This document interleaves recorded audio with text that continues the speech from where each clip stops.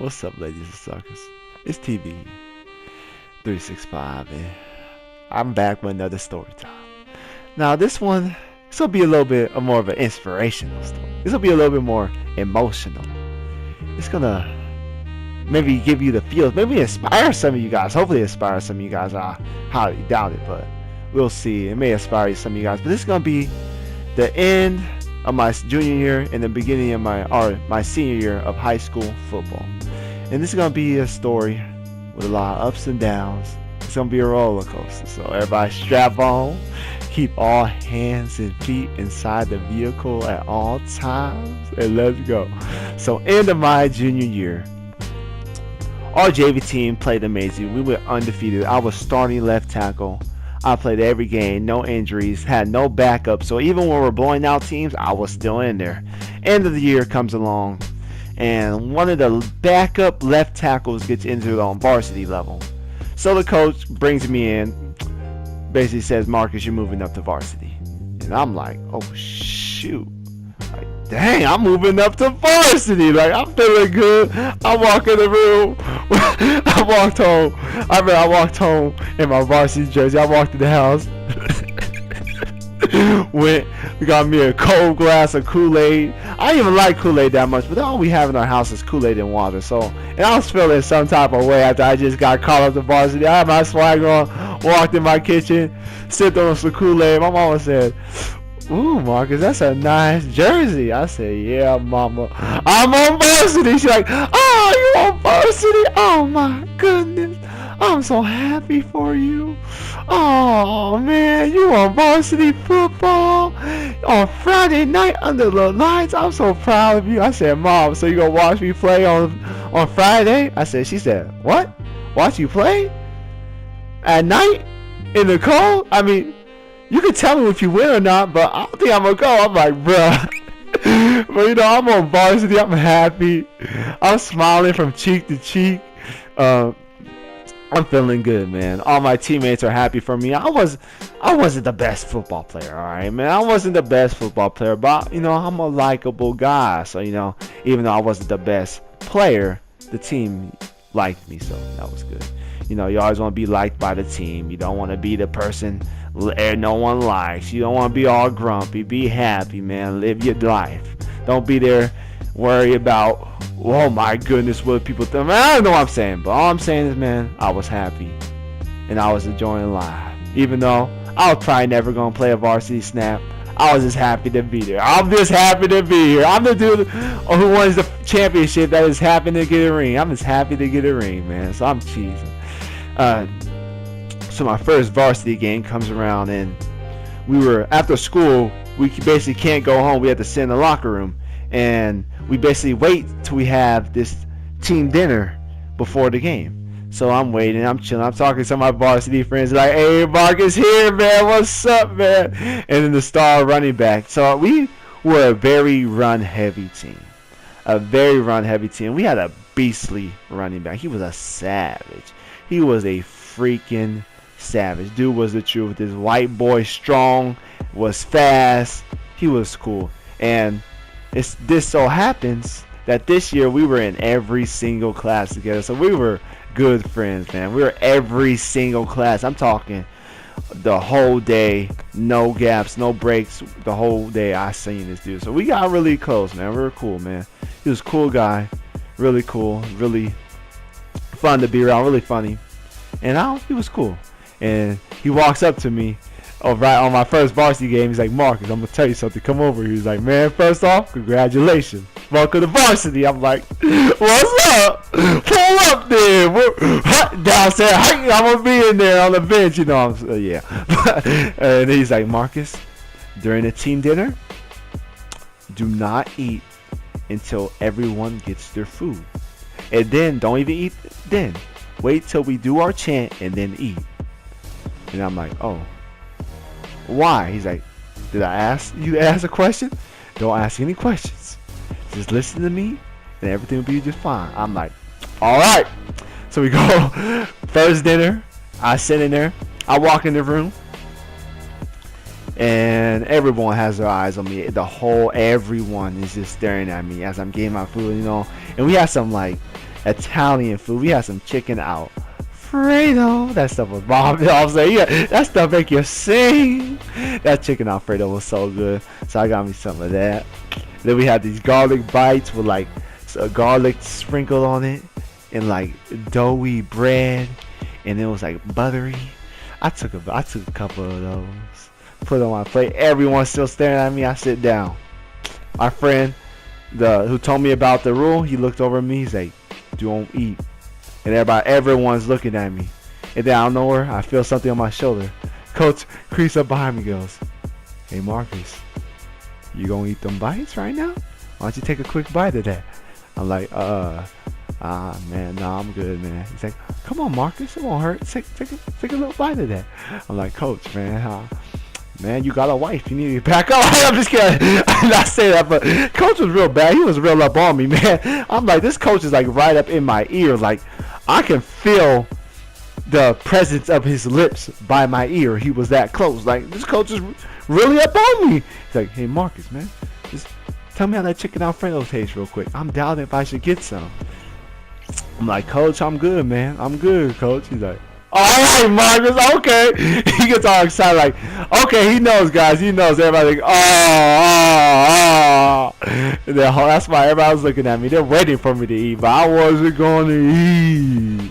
I was going to wait on everybody. So then after everyone gets their food, the coach walks up to the middle of the court, or the field, or not the field, the room, and he goes, "Oh!" Raises his hand and starts screaming, "Oh!" I'm like, "What the heck?" And everybody starts screaming, "Oh!" I'm like, "What the heck is going on?" And he goes, and then everybody eats. You know, everybody eat good. So tasty, nice. Lick the fingers. All right, it's game time now. So let's fast forward to the game. We're gonna fast forward even in a couple games. We're gonna fast forward all the way to the semi-round of the playoffs. Let's go there, because really I played like 1 or 2 snaps, and I really liked varsity. Varsity was nice. Like, JV was more relaxed. Coaches were more chill. They come in, t-shirt, shorts, ready to have some fun. Varsity, everybody serious. Everybody in there like, don't say nothing. I mean, we had a little fun too. A little fun on the side, like our pregame routine. Okay, this may take the rest of this video just to describe this routine, because this was lit before lit was even a word. Alright, so here's what we did.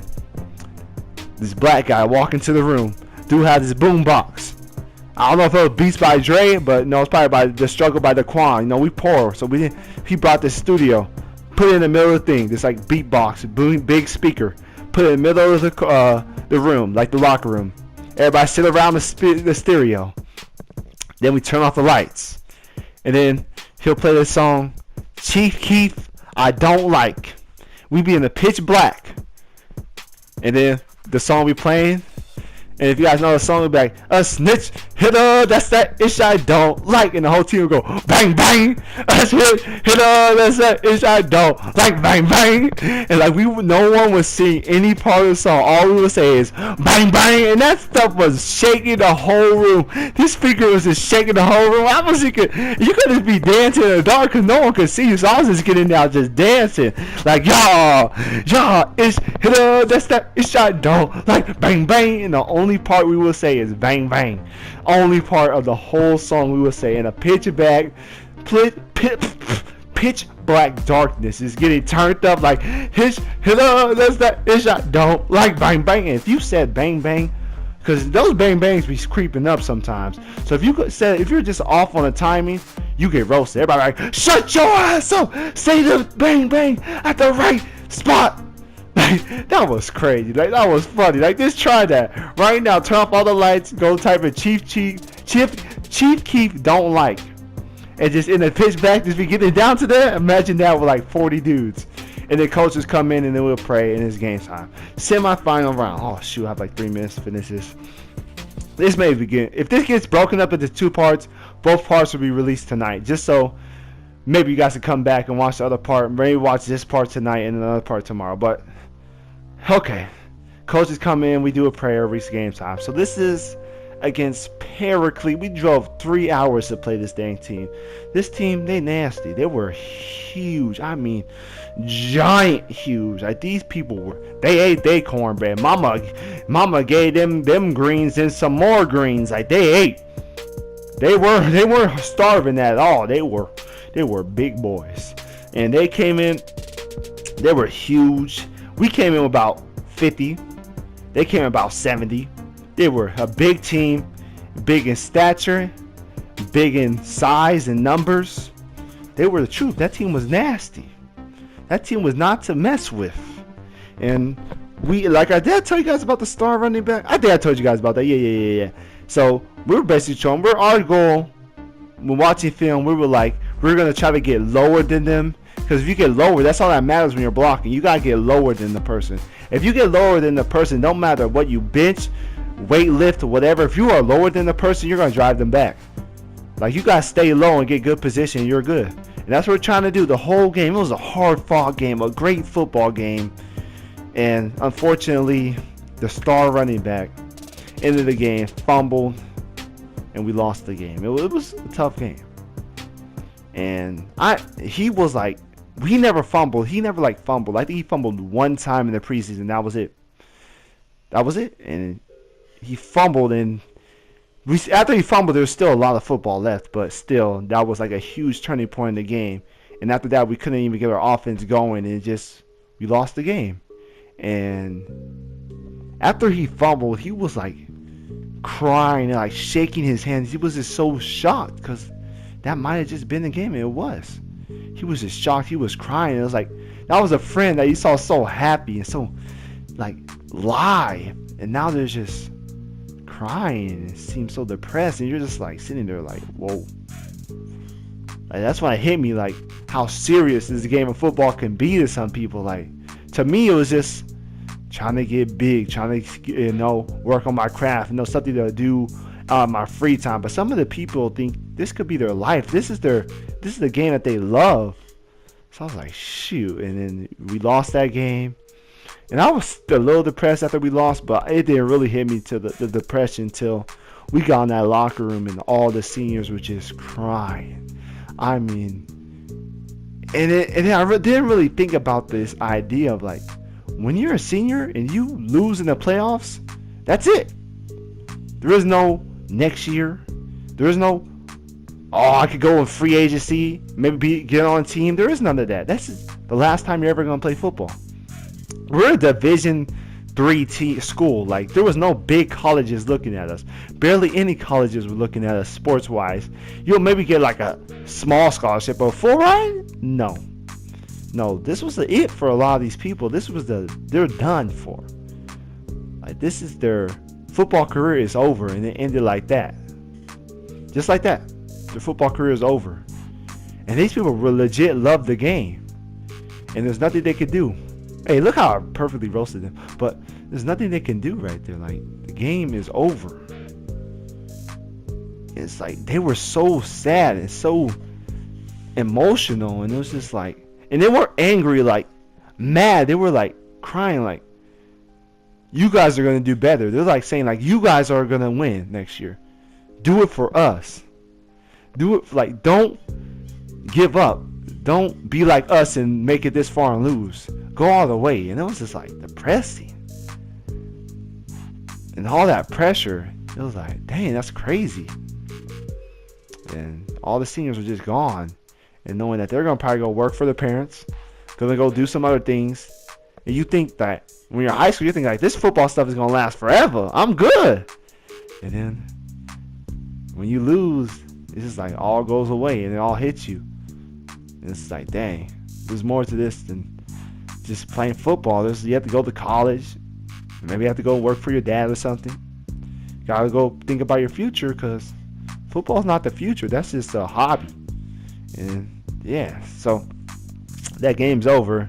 And let me end this video real quick. It's already 14 minutes. So football's over.